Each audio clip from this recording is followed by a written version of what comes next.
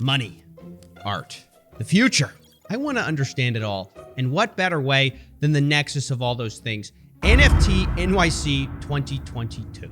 That's right, ladies and gentlemen, home of the most single men in one place since Joker hit the big screens. This event packs more undeserved wealth in it than the Panama Papers. You just kind of have random dudes walking around with JPEGs worth a house. And speaking of houses, I haven't heard so much of the word utility without any utilities since the Texas freeze hit my house last year. And yes, those are some cheesy jokes, and maybe some of you think I should leave it to the professionals. But just remember, sometimes that professional is Amy Schumer. I don't know what NFT stands for. I'm assuming it's looking out, not f***ing tonight. Is that correct? Do I have that right?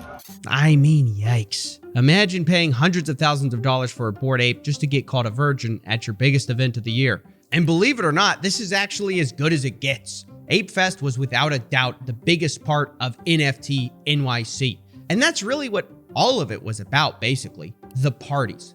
Whoever had the biggest NFT projects got the biggest stars, and the only way you could get into these parties was holding the NFT token. So finally, holding onto your NFT actually has value. And depending on what project you were at, this paid off in different ways. If you were at a mid-level party like Doodles, you'd have people like Pharrell.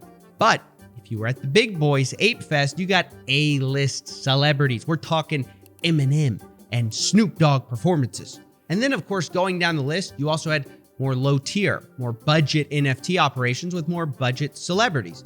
People like this, Dupe Snog. That's right, ladies and gentlemen. This lady thinks she's getting a picture with none other than Gin and Juice, and actually she's getting a picture with Juice and Gin.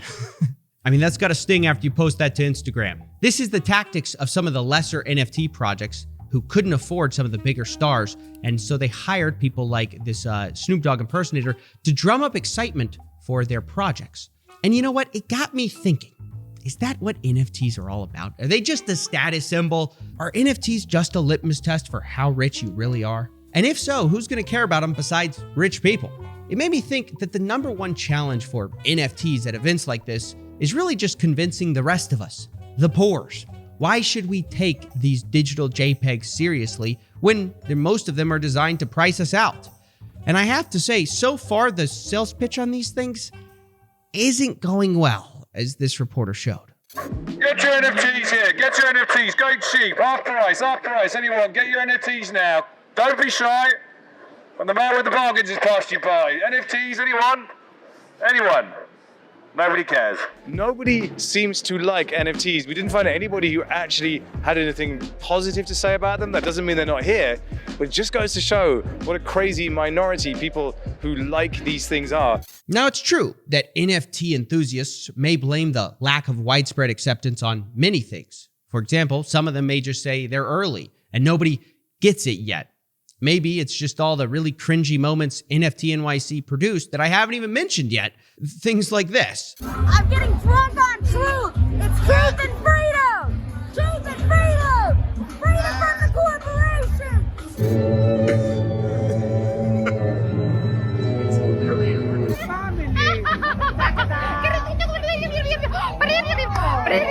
And look, maybe you're thinking that's not so bad.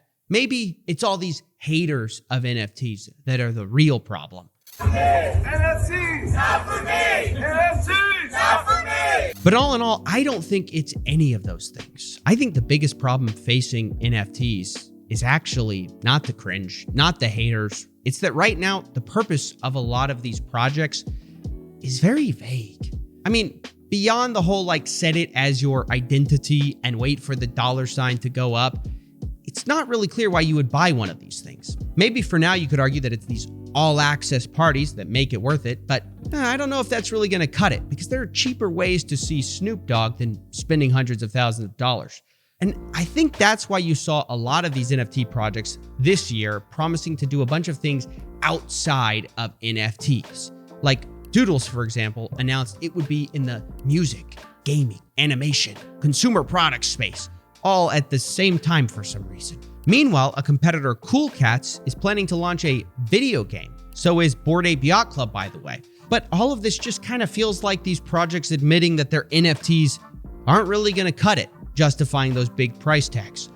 And if they're not, if the NFTs aren't the important thing, then what is? It's very hard to understand. and NFT 2022 didn't exactly help. But then again, there's always next year. How much have you invested in NFTs so far? To be honest, over 6 figures.